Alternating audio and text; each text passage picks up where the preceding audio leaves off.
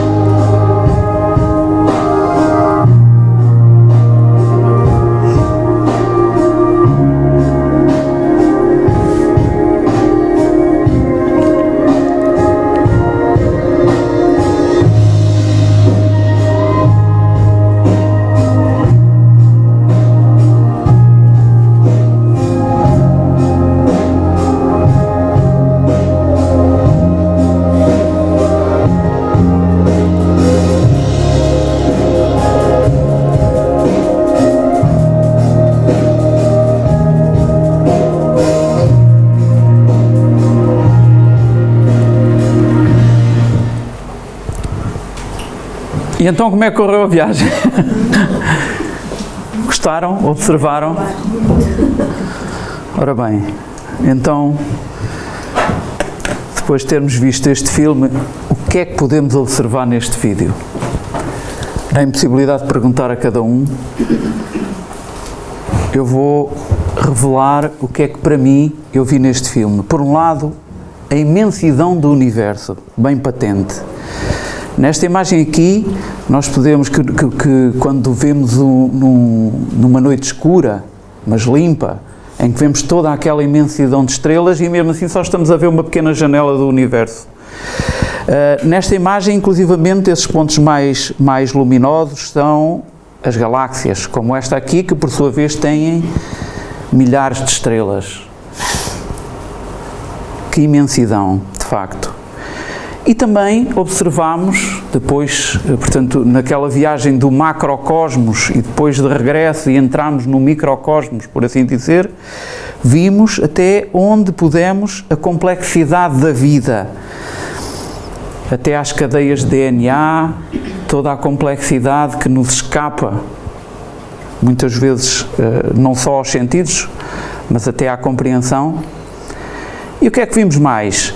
Também vimos a nossa pequenez perante tudo isto.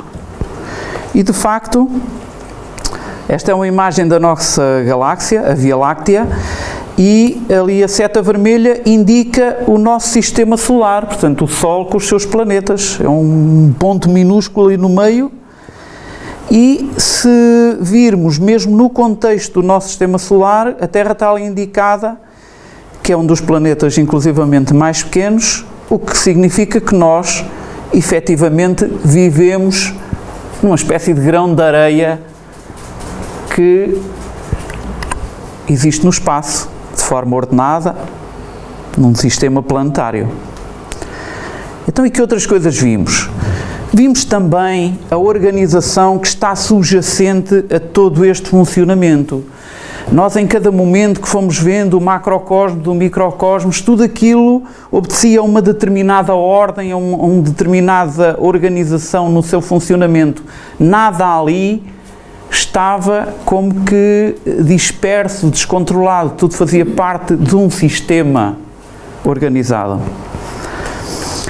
Tal como estas imagens aqui, em que aqui deste lado vimos a representação de um átomo, que é apenas uma representação, claro, mas a organização necessária de forças que têm que estar em jogo para que a parte mais ínfima da matéria esteja agregada e que, ao tornar matéria, portanto, fazendo parte da matéria e toda ela entre si fazer um sistema consistente, as energias, as forças têm de estar por trás daquilo. E depois ali do lado direito temos imagens de microscópio de cristais de água. Parecem rendas. A beleza de tudo isto. Depois, que mais coisas observamos? Observamos a permanente evolução criadora e regeneradora. Portanto, em todo este sistema há, efetivamente, uma evolução. Nada está fora deste contexto da evolução. Tudo está integrado no processo evolutivo. Nada lhe escapa. Como esta imagem aqui, várias imagens que representam a evolução do próprio ser humano, na sua forma orgânica. Mas observamos mais coisas. O aperfeiçoamento constante dos processos de vida que levam a esta beleza.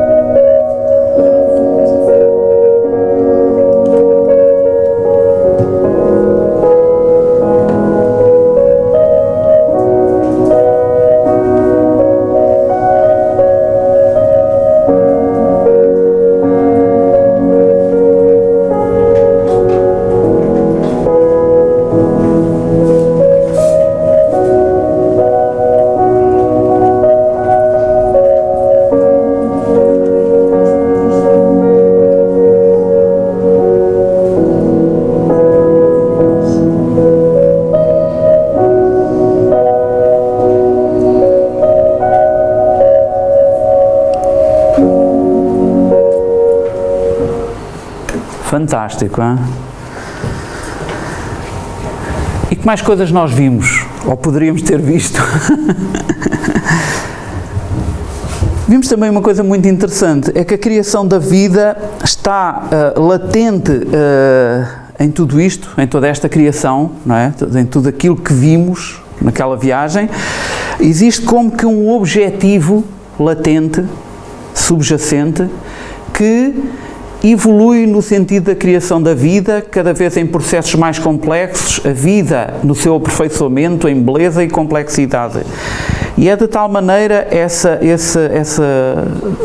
luta pela criação da vida, esse aperfeiçoamento, que até nos sítios mais inusitados, por vezes, nascem plantas, por vezes vemos no próprio Alcatrão, nas bermas da estrada, plantas a arrebentarem por entre as brechas do Alcatrão, Então achei também esta imagem muito interessante em relação a isso. Num tronco de árvore caído, está a nascer uma pequena árvore. E será que vimos mais coisas? Vimos uma coisa muito importante que é, no fundo, o fundamento de tudo isto.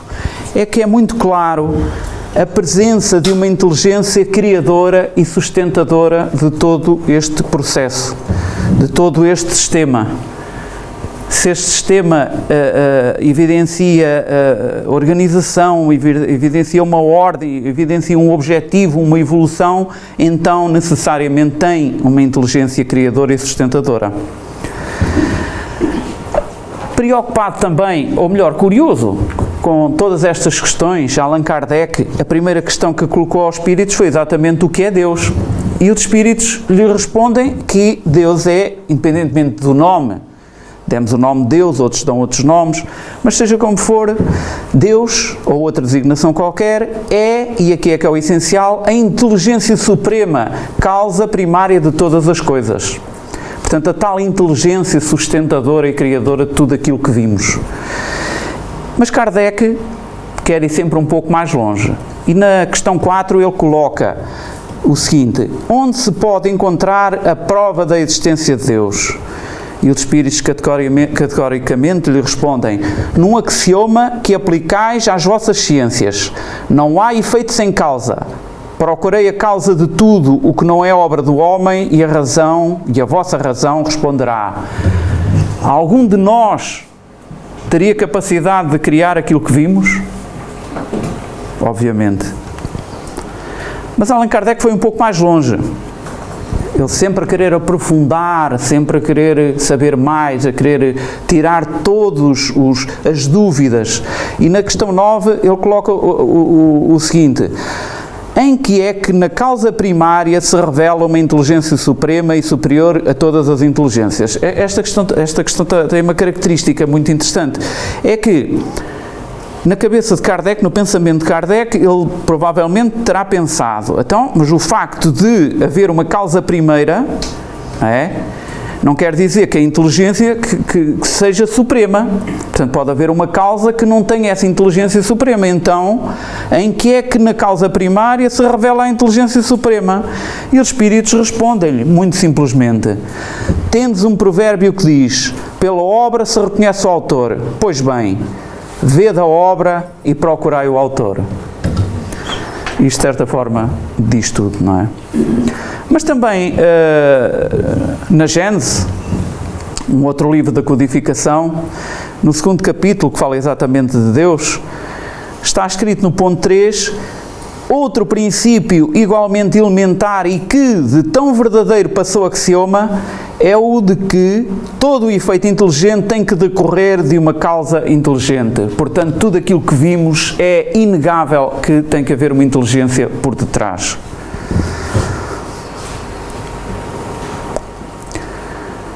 E depois, no capítulo 2, voltando ao livro dos Espíritos, que fala exatamente sobre os elementos gerais do universo, numa parte da resposta à pergunta 27, está escrito que Deus, Espírito e Matéria constituem o princípio de tudo o que existe, a Trindade universal.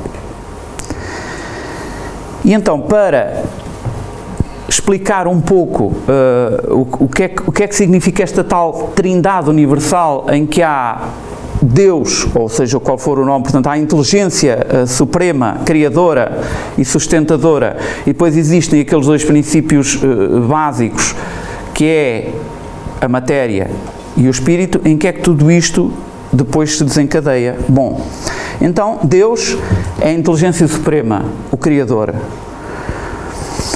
E temos então, por um lado, o princípio inteligente, que é o elemento espiritual, e o princípio material, que é denominado como fluido cósmico universal, denominado pelos espíritos como fluido cósmico universal. E destes dois elementos criados por Deus, vertidos, emanados pela inteligência suprema, vão desencadear, através dos processos evolutivos, por um lado, o princípio inteligente vai desencadear, mais tarde, após processos de aperfeiçoamento, o espírito, a alma. Eu aqui coloquei espírito / alma porque, por vezes e até na codificação, a palavra espírito pode vir associada a dois tipos de designação diferente. Por um lado, espírito pode ser o ser espiritual, portanto, o espírito essência com o seu perispírito desencarnado. A alma é aplicado ao ser quando está encarnado. A nós, temos a nossa alma, mas isto é só uma questão de designações, pouco importa para o objetivo. Mas espírito também pode ser a palavra utilizada mesmo na codificação para designar exatamente o princípio inteligente nos seus processos evolutivos. Por outro lado, do outro princípio, o material neste caso, que também constitui a criação divina, é o princípio, este tal fluido cósmico universal, é o princípio básico de origem da matéria, mas por seu turno a matéria pode-se configurar em várias outras formas. Desde logo, pode constituir a matéria densa, tudo isto em diversos estados de aperfeiçoamento, de aprimoramento, de evolução.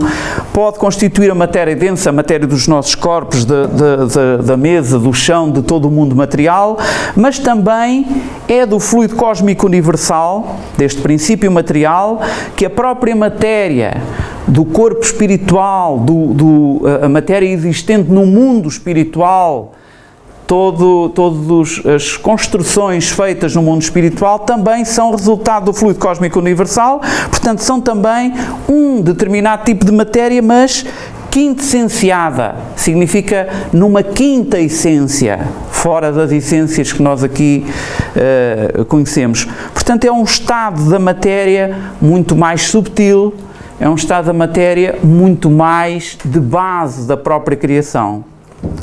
Mas ainda temos um outro derivado do fluido cósmico universal, que também acaba por ser considerado matéria, ainda que num estado de grande sublimação ou subtileza, que é o próprio fluido vital. O fluido vital é a energia, o fluido que anima os corpos orgânicos, portanto, tudo aquilo que tem vida, desde as flores, os vegetais, animais de todas as espécies, toda essa vida orgânica é alimentada por este fluido vital.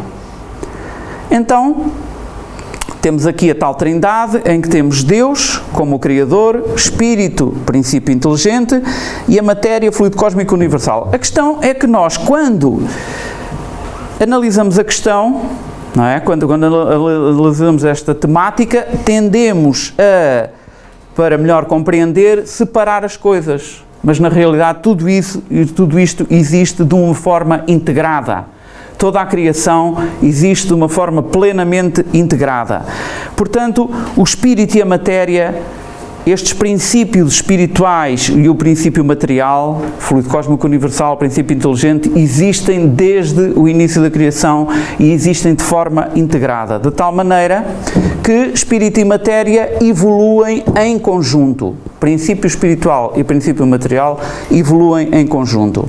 No Livro dos Espíritos, capítulo 2, o mesmo que vimos há pouco, na questão 22a, na resposta, podemos ler que a matéria é o laço que prende o espírito. É o instrumento de que este se serve e sobre o qual, ao mesmo tempo, exerce a sua ação.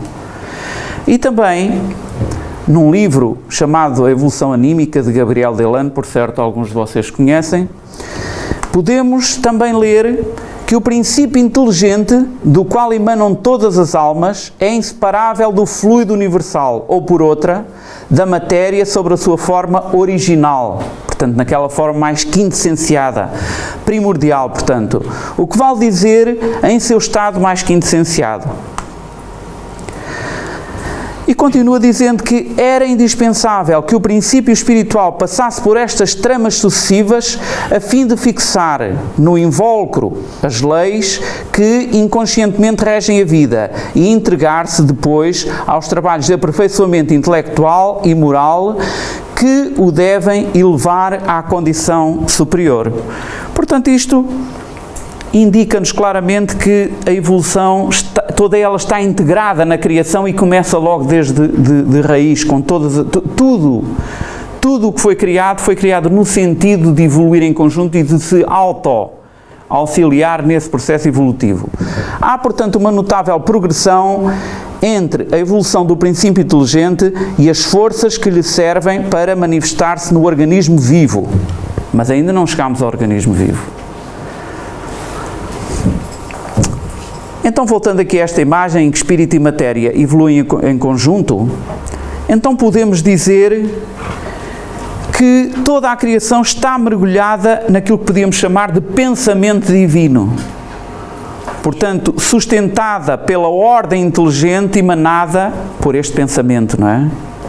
Portanto, nós, em última análise, todos nós, tudo o que existe está como que mergulhado e sustentado no pensamento divino. Por isso, quando se diz Deus está em toda a parte, de facto está, nós estamos, de certa forma, mergulhados nesse pensamento.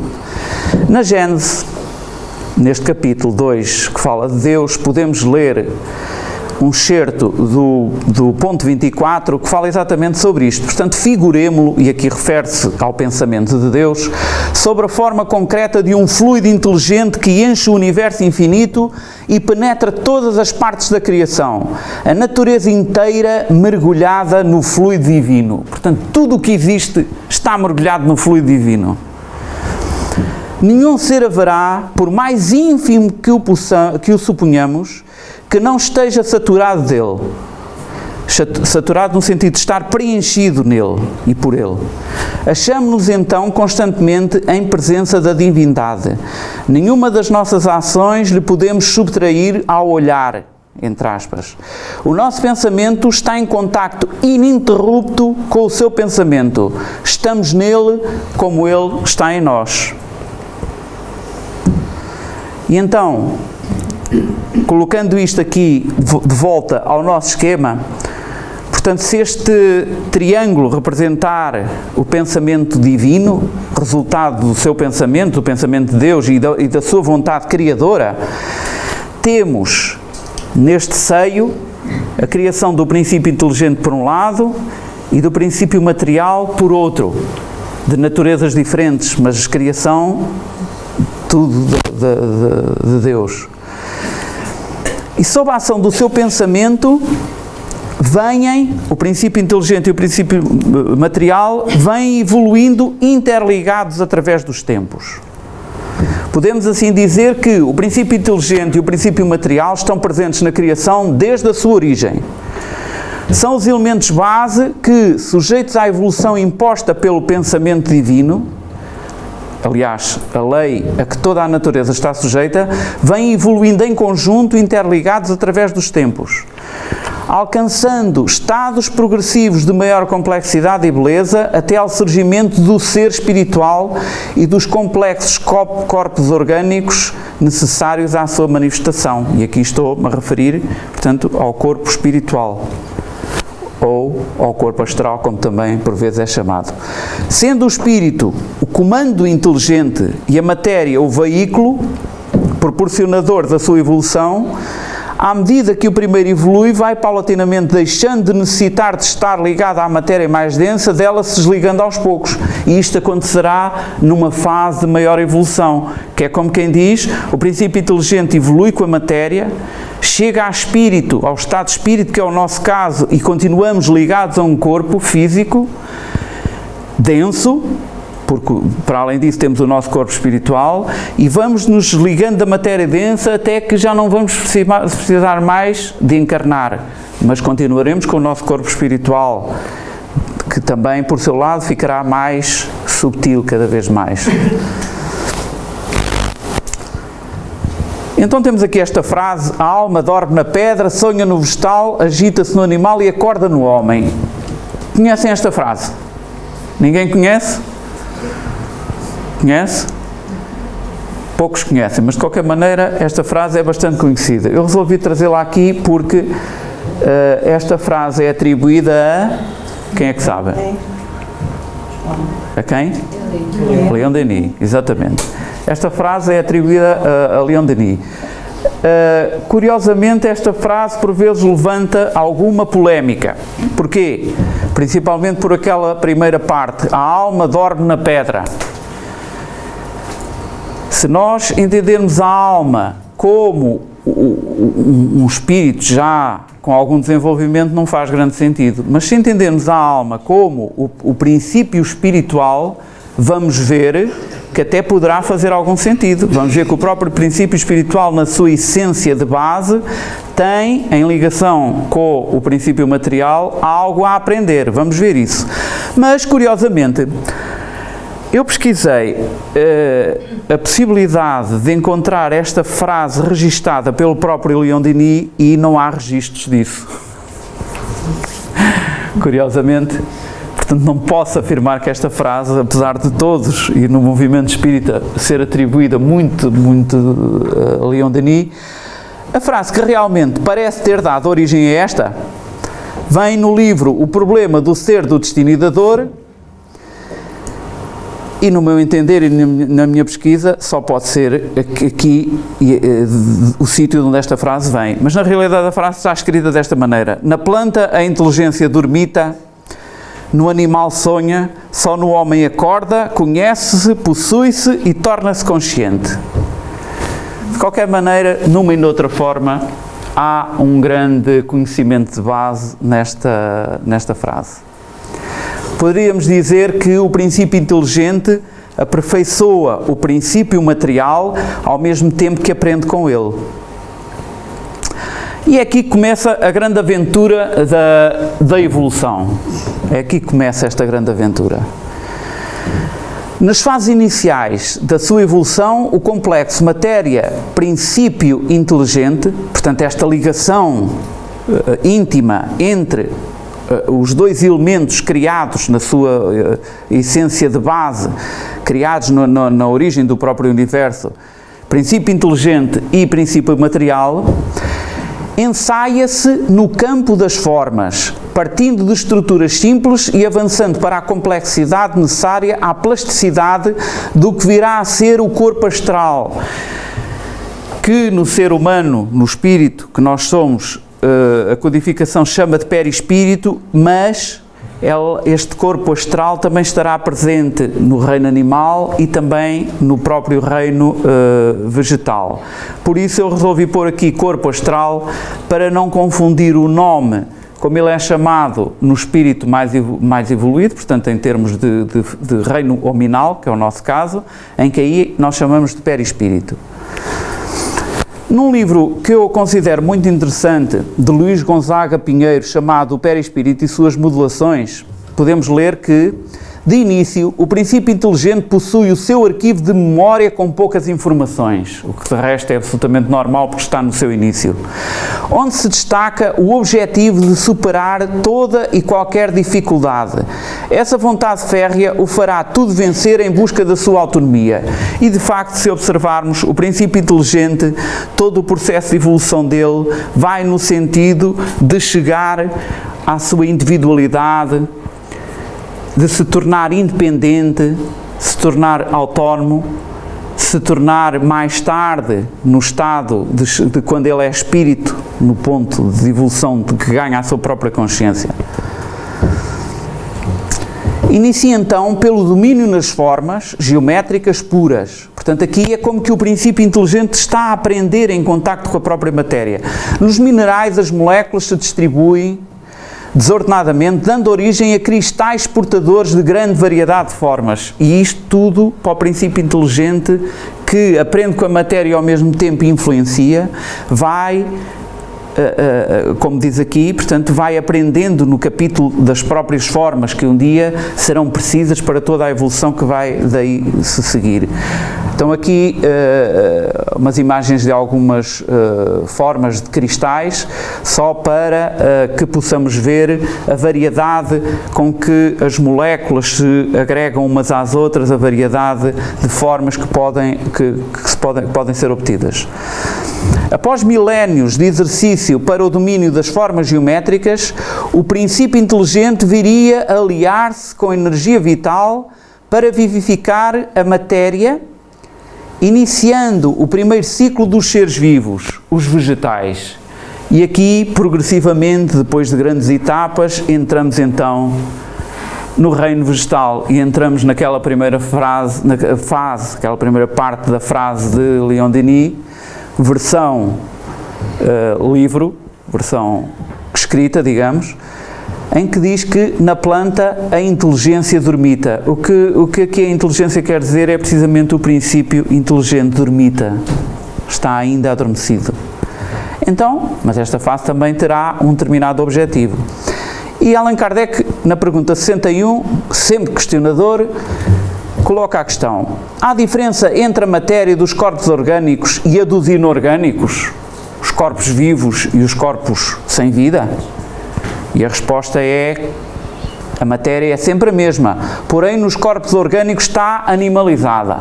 E aqui Allan Kardec começou a pensar: então, mas espera aí, a matéria é a mesma, mas numa está animalizada e na outra não, portanto a matéria constitui uma mesa, é a mesma matéria que constitui um gato, ou eu próprio, o meu corpo. Mas então uma está animalizada, o que é que isso quererá dizer? E é assim que ele, na pergunta 62, pergunta logo: então qual é a causa da animalização da matéria? E os espíritos respondem que é a sua união com o princípio vital de que há pouco falámos, resultado do próprio fluido cósmico universal também. Portanto, está também ligado à própria matéria. E voltando ao livro Perispírito e suas modulações, podemos ler que, partindo da imobilidade nos cristais para os movimentos sinfónicos siderais, esse embrião de espírito teria que vencer a mais fantástica de todas as odisseias, a construção de um corpo físico-perispiritual para com ele dominar o universo. Portanto, havia de decorrer um longo processo em que o princípio espiritual evoluiria, juntamente com a matéria, criando o seu próprio corpo perispiritual, cada vez mais complexo, para, evoluindo tudo isto em conjunto, se pudesse chegar aos sistemas de vida mais complexos, mais aperfeiçoados, com maior beleza, tanto ao nível espiritual como ao próprio nível material. Os registros fósseis, diz o livro e a ciência, comprovam que a origem da vida em seus primeiros ensaios ocorreu há cerca de 4 bilhões de anos, quando a Terra era uma imensa oficina molecular onde as mais ousadas experiências no campo da reprodução apenas conseguiam imprimir cópias grosseiras de si mesmas. Portanto, uma fase em que a vida estava a começar a surgir, a própria reprodução era muito básica, e é assim que nesta fase surge a vida na Terra. Temos aqui uma imagem, não é para estarmos aqui a dissecar, porque não é o objetivo, mas só para vermos que aqui do lado, deste lado aqui esquerdo, temos a escala em milhões de anos, uma escala em milhões de anos, e vemos que ao longo destes milhões de anos, partindo da alga verde ancestral, portanto nos oceanos, que foi onde surgiu a vida, ao longo de todos estes milhares e milhões de anos foram surgindo várias famílias de vegetais, cada vez mais aperfeiçoados, até chegar ali à parte das flores, dos frutos, com aquela beleza que há bocadinho vimos.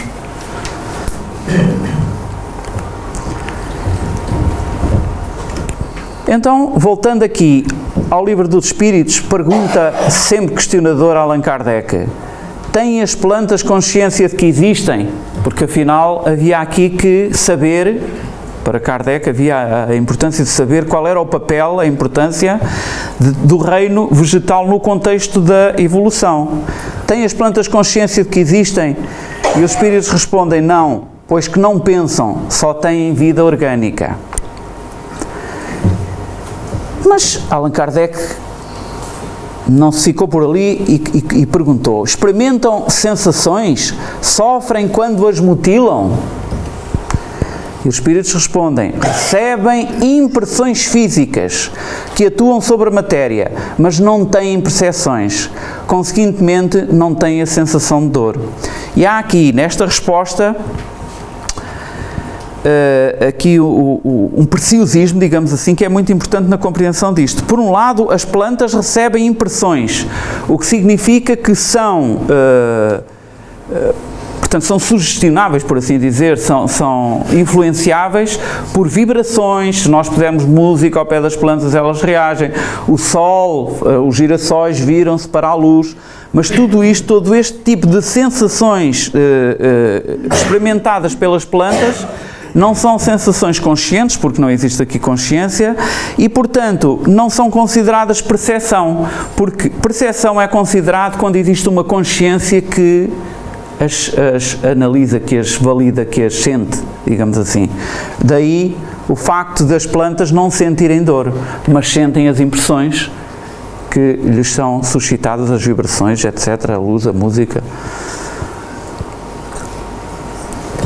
Então, resumindo aqui um pouco o nosso reino vegetal, primeiro, nesta fase evolutiva em que o princípio inteligente estagia, portanto, no reino vegetal, este ainda não se encontra individualizado. Portanto, o princípio inteligente não está individualizado, está como que diremos, uma massa fluídica em evolução em conjunto. Depois, no reino vegetal, o princípio inteligente ensaia-se e adquire as primeiras experiências no campo das sensações. É este o grande objetivo aqui do evolutivo no reino vegetal. Realidade tornada possível pela entrada em cena do fluido vital que, aliado à matéria, produzia as primeiras formas de vida na Terra, acumulando experiências para a construção e consolidação do corpo astral. Portanto, leia-se daquilo que, na fase hominal, será o perispírito complexo do homem. E é aqui que entramos, neste processo evolutivo, entramos na fase animal. E no animal, no dizer de Leon Denis, a inteligência sonha. Eu coloquei aqui esta imagem porque acho muito interessante, uma vez que tudo resulta, sem dúvida, da mesma base evolutiva e vai-se ramificando em diversos aspectos. Portanto, temos aqui as bactérias iniciais, os sistemas de vida iniciais, que depois evoluem dando as tais algas verdes dos oceanos, aqueles primeiros molúsculos, aquelas primeiras criaturas.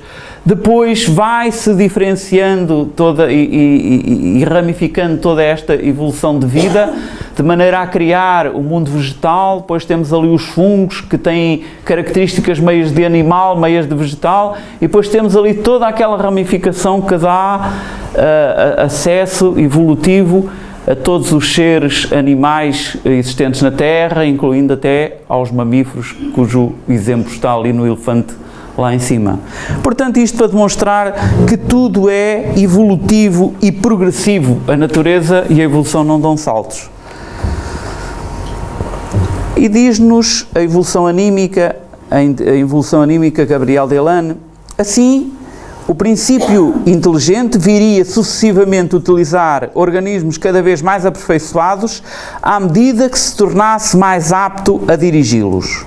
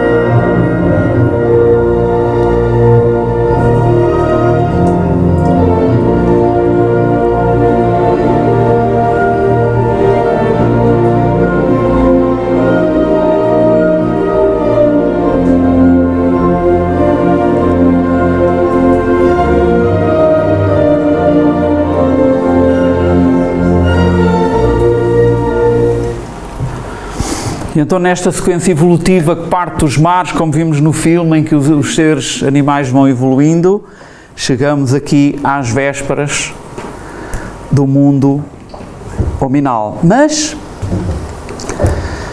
há uma coisa que ainda falta aqui muito importante, e diz-nos a Gabriel Delano em Evolução Anímica: à medida que o princípio inteligente passou por organismos mais complexos, habituou-se, mediante reencarnações sucessivas em cada forma, ao manejo cada vez mais perfeito do aparelho material.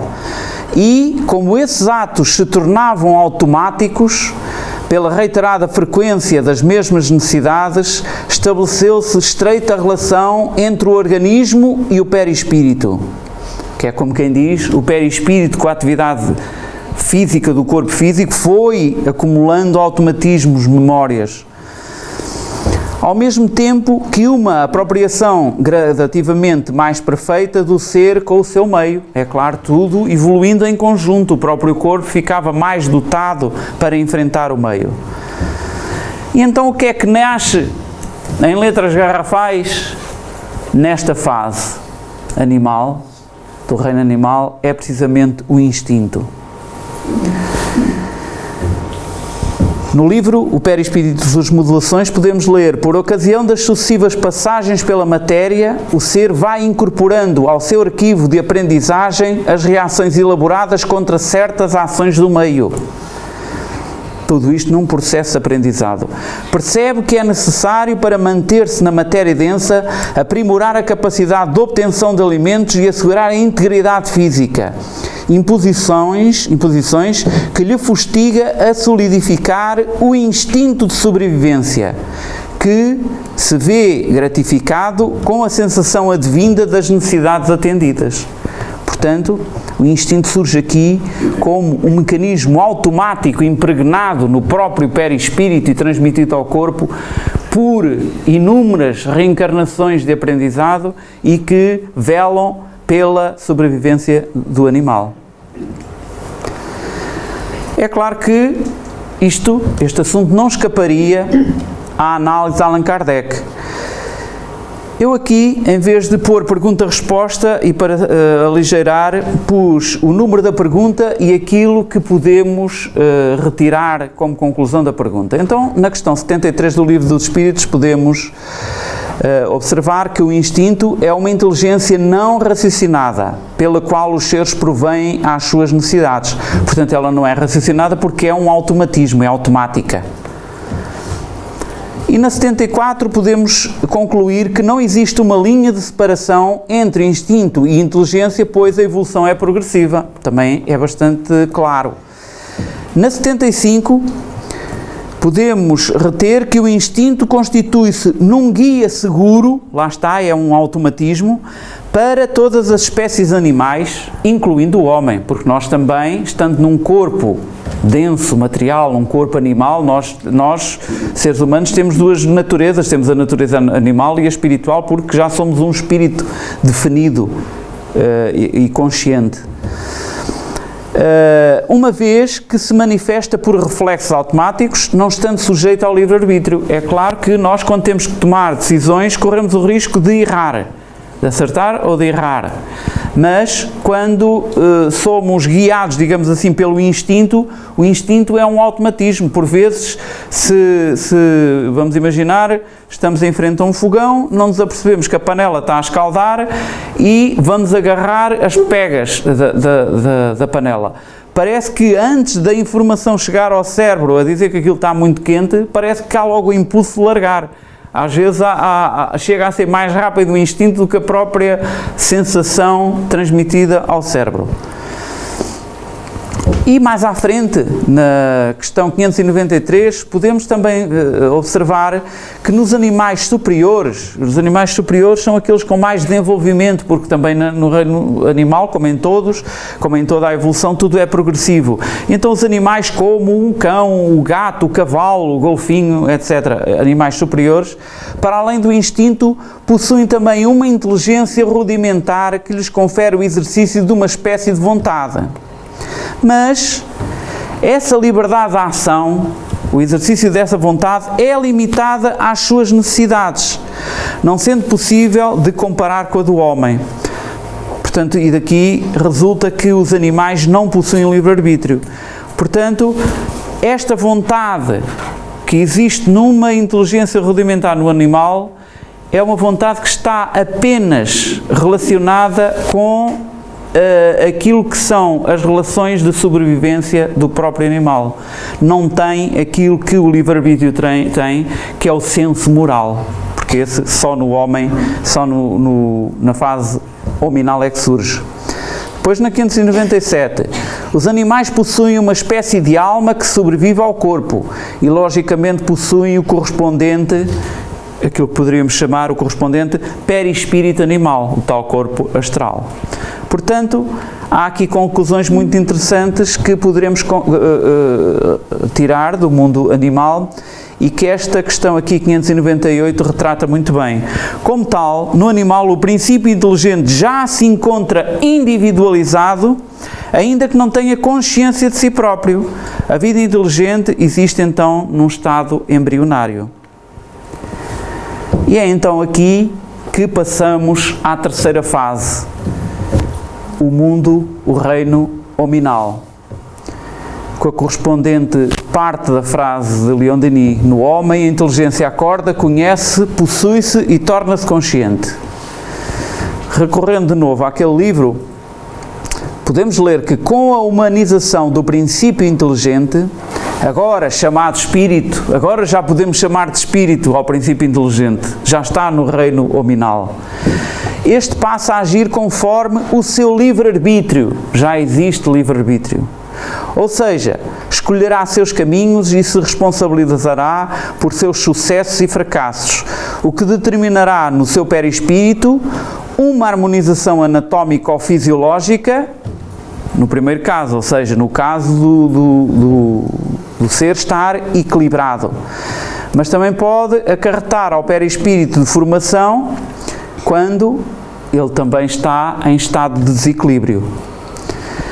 Conquistada assim a forma hominal, cabe ao espírito preservá-la em constante progresso, pois ele será o modelador do seu corpo através dos comandos mentais. Ou seja, na fase hominal, o espírito tem nas suas mãos a sua própria evolução, aquilo que se a evolução durante um período era automática, na fase hominal nós temos a nossa evolução nas nossas mãos, dependendo da nossa vontade, da nossa capacidade de ação e de decisão. E por outro lado, o próprio corpo espiritual, o nosso perispírito, também depende dos nossos pensamentos, os tais comandos mentais de que ele fala, em que nós nos tornamos o modelador do nosso próprio corpo espiritual.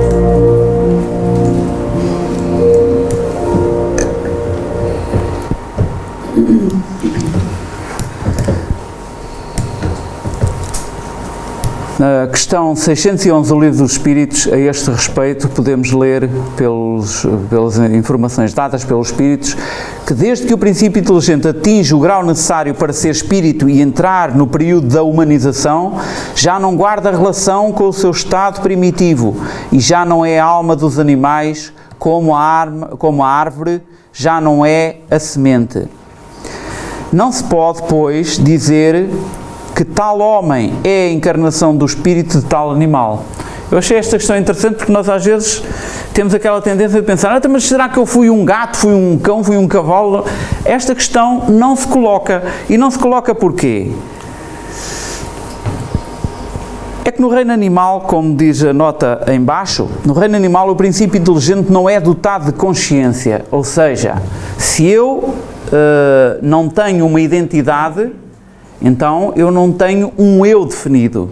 Logo, se no reino animal a consciência não existe, a identidade não está definida, então nós não podemos dizer, quando chegamos a espírito, que eu fui o animal A, B ou C, não faz sentido.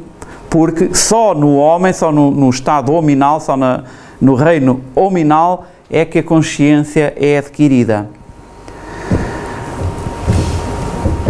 Há uma questão sempre bastante interessante do elo perdido, neste caso, do ponto de vista da gênese orgânica, quando Charles Darwin e Alfred Wallace andaram a estudar, a pesquisar toda aquela teoria evolucionista, a evolução das espécies, etc., eles depararam-se com uma questão que nunca souberam bem como lhe dar a volta.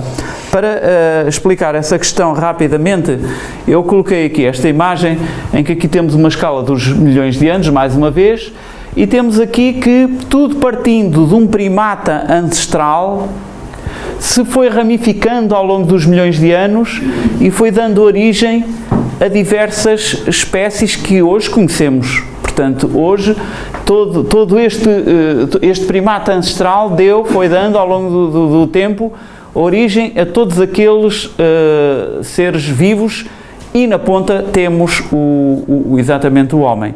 E então a grande questão do elo perdido é que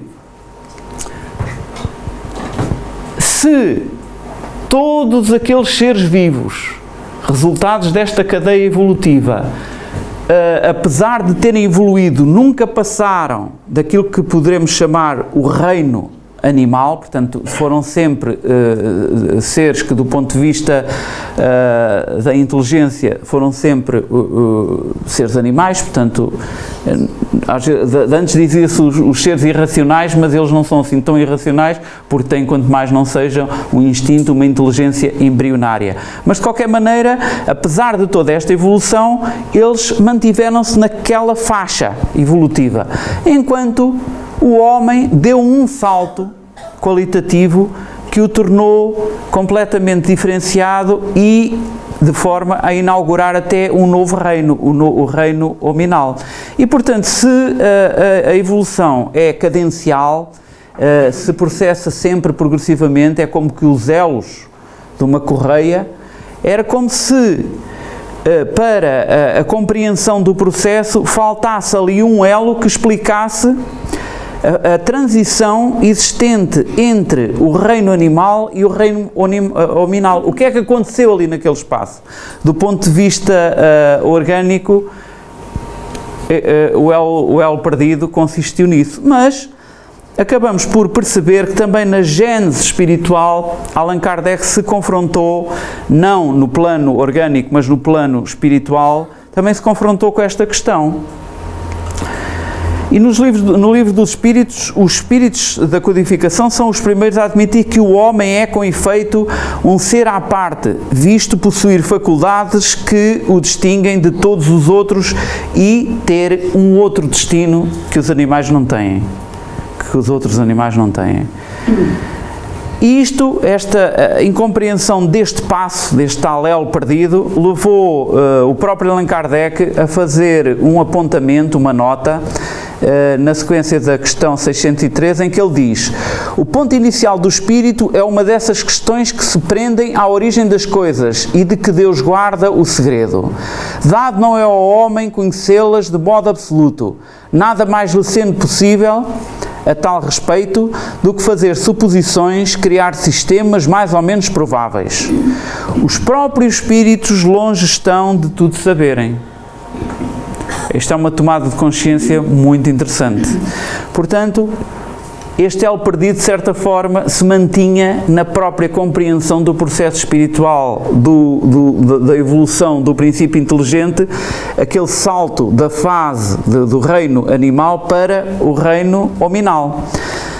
Mas, também ao pesquisar o assunto, encontrei no livro A Caminho da Luz, que muitos de vós conhecem, o Espírito Emmanuel através da psicografia de Cândido Xavier, num capítulo que se chama exatamente a grande transição e que aborda esta transição do mundo animal para o hominal, em que ele diz que os séculos correram o seu velário de experiências penosas sobre a fronte dessas criaturas de braços alongados e de pelos densos, até que um dia as hostes do invisível operaram uma definitiva transição no corpo perispiritual pré-existente dos homens primitivos, nas regiões siderais e em certos intervalos de suas reencarnações.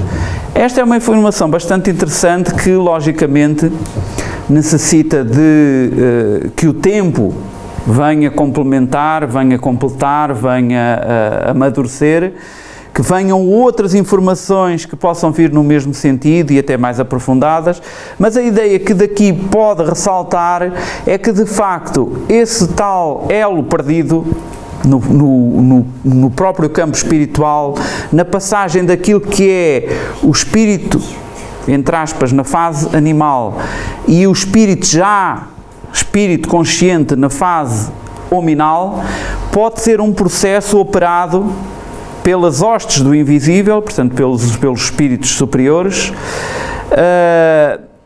aplicada ao próprio corpo perispiritual pré-existente, portanto dos homens primitivos, nessa fase evolutiva, e que é executado nas regiões siderais, ou seja, no próprio mundo espiritual, no próprio plano espiritual, e operado em certos intervalos das reencarnações. Portanto, a cada reencarnação alguma coisa poderá ser operada nos próprios perispíritos dos seres, de modo a alcançarem o processo da consciência. Enfim, temos muito para aprender. De qualquer forma, na fase de evolução do reino animal, o ser imortal que todos somos, do ponto de vista espiritual, conquistamos uma individualidade, somos seres únicos, ganhamos a consciência de nós próprios, temos o senso moral, portanto, que nos traz uma grande responsabilidade, e essa responsabilidade vem exatamente associada ao livre-arbítrio do qual somos dotados e que nos torna responsáveis pelo nosso destino. Depois também somos responsáveis pelo progresso, pelo nosso próprio progresso, através da nossa vontade, como eu dizia há pouco, somos nós que catapultamos a nossa evolução através da nossa vontade, é preciso que a tenhamos. E depois somos dotados de um perispírito complexo, que no dizer do engenheiro Hernani Guimarães Andrade, é o modelo organizador biológico do nosso próprio corpo, portanto é a matriz que se liga célula a célula, o perispírito que se liga complexo, se liga célula a célula e que permite que os nossos corpos cada vez estejam mais aperfeiçoados e que é fruto dos longos estágios de aprendizado efetuados ao longo de toda esta caminhada milenar. Depois passamos a ser, como vimos há pouco, o modelador do nosso próprio perispírito. Através dos nossos comandos mentais, podemos influenciar-nos, criar a nossa atmosfera mental, dependendo dos nossos pensamentos. A importância do pensamento. E depois também somos responsáveis pelo progresso da própria humanidade do ponto de vista intelectual e moral, porque enquanto elementos de uma sociedade, todos contribuem para a evolução em conjunto da sociedade e do nosso próprio planeta. E por isso, também materialmente temos, por um lado, estamos dotados de um corpo físico muito mais complexo, pela tal questão de estar associada ao perispírito, que é um modelo organizador biológico cada vez mais complexo também. Somos também responsáveis pelo nosso corpo físico, que é o nosso meio de evolução, e também, pela mesma razão, somos responsáveis pelo nosso planeta Terra, que é a nossa casa, e que devemos respeitar e contribuir para o seu melhoramento, tal como está neste último ponto, melhorando cada vez mais as condições de vida da Terra daqueles que o habitarão no futuro, deixando o melhor do que encontramos, se possível. Portanto, toda esta caminhada vai rumo àquilo que pretendemos ser enquanto homens de bem. E na pergunta 909, pergunta Kardec: poderia sempre o homem, pelos seus esforços, vencer as suas más inclinações? E os Espíritos dizem que sim, e frequentemente fazendo esforços muito insignificantes. O que lhe falta é a vontade. Lá está a questão da vontade. Independentemente de todos os condicionalismos a que podemos estar sujeitos, todas as adversidades, de facto a vontade é soberanamente nossa por via do nosso livre-arbítrio. E também, na questão 919, pergunta Kardec qual o meio mais eficaz que tem o homem de se melhorar nesta vida e de resistir à atração do mal. Parece simples. Um sábio da antiguidade vos disse: conhece-te a ti mesmo. E foi este conhecimento, que já passa um pouco da hora, que eu tentei transmitir para que nos possamos conhecer um pouco melhor desde as nossas origens, desde tudo aquilo que foi toda esta imensa aventura da evolução, ao fim e ao cabo, aonde nós chegámos, tudo o que temos para trás. Portanto, não vale a pena desistir, porque depois de ter passado tanta coisa, não vale mesmo a pena desistir. E é curioso que encontrei esta frase numa resposta dos Espíritos à questão 540, que também é muito interessante a este respeito da cadência da evolução e da sequência. E dizem os Espíritos que é assim que tudo serve, que tudo se encadeia na natureza, desde o átomo primitivo até o arcanjo, que também começou por ser um átomo, e isto num sentido figurado, obviamente.